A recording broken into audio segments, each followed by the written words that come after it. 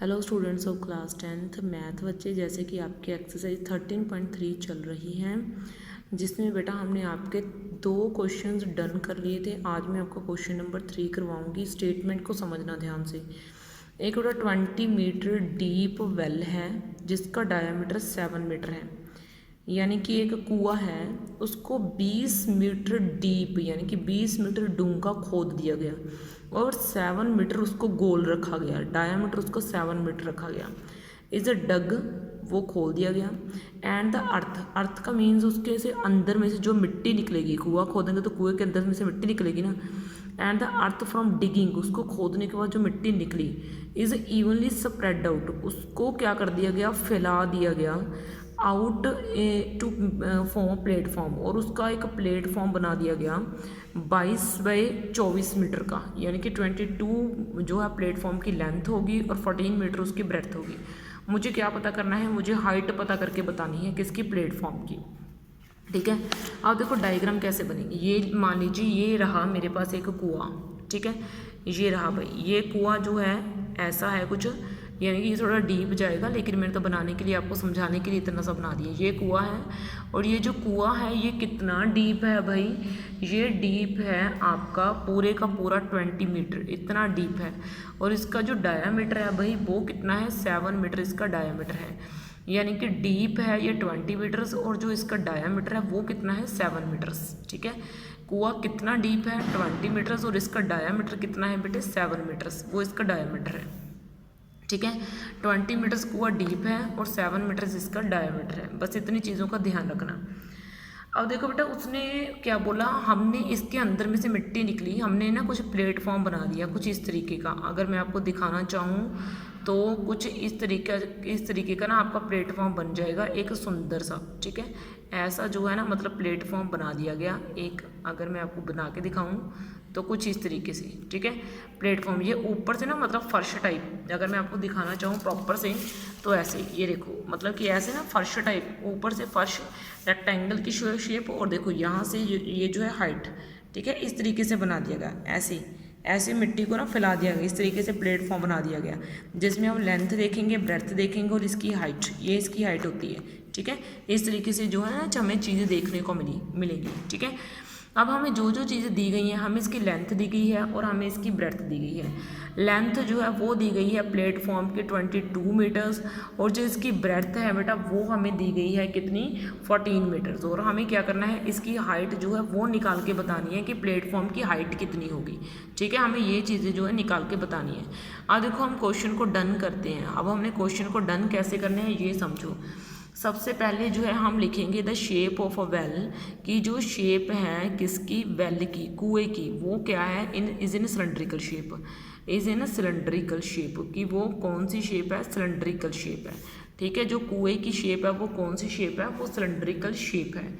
और जो डेप्थ है कुएं की, जो है डेप्थ ऑफ द वेल, कुएं की जो डेप्थ है यानी कि जो उसकी डूंगाई है वो कितनी है, 20 मीटर्स। कुआं कितना डीप है, 20 मीटर्स कुआं डीप है। ठीक है, और जो है ना रेडियस, रेडियस किसका, रेडियस ऑफ सर्कुलर एंड, यानी कि सबसे पहले तो हमें डायामीटर दिया हुआ है, डायामीटर कितना दिया हुआ है बेटा आपको, 7 मीटर्स। तो हम यहाँ से रेडियस निकाल सकते हैं, यानी कि रेडियस ऑफ वेल हमने कितना निकाल दिया, 7/2 मीटर्स, ये इसका रेडियस आ गया। ठीक है, मतलब चीज़ों को ध्यान से समझो। हमने सबसे पहले लिखा कि जो शेप है कुआं की वो सिलेंड्रिकल शेप है, हमें कुआं कितना डीप दिया गया है वो भी है, और जो डीप है ना उसको हम बोलेंगे हाइट, हाइट H1, किसकी बोलेंगे, हाइट हम सिलेंडर की बोलेंगे। और डायामीटर आपको 7 मीटर दिया हुआ, तो वहाँ से आपने रेडियस निकाल दिया, और रेडियस कैसे निकलेगा, 7/2 मीटर, ये आपने रेडियस निकाल दिया।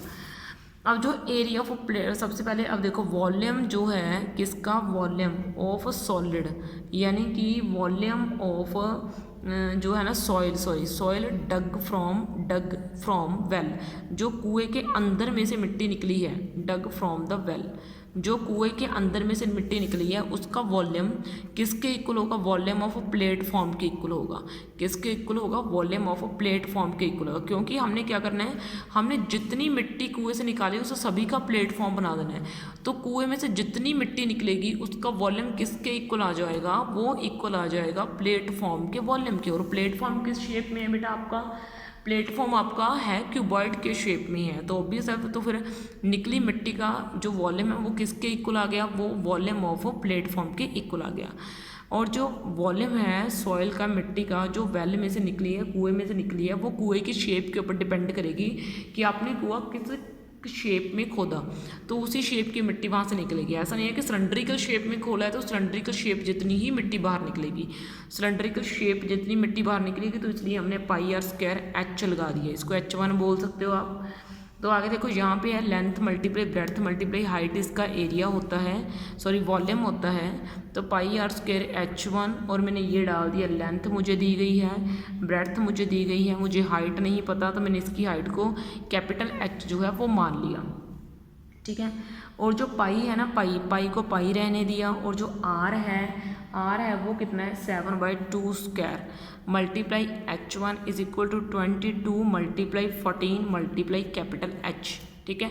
बस चीज़ों को ध्यान से समझते जाना। ये बन जाएगा 49/2 multiply H1 which is equal to 22 multiply 4 multiply H, ठीक है। ये हो जाएगा कुछ इस तरीके से, चीज़ें जो है ना वो आपकी सॉल्व हो जानी है।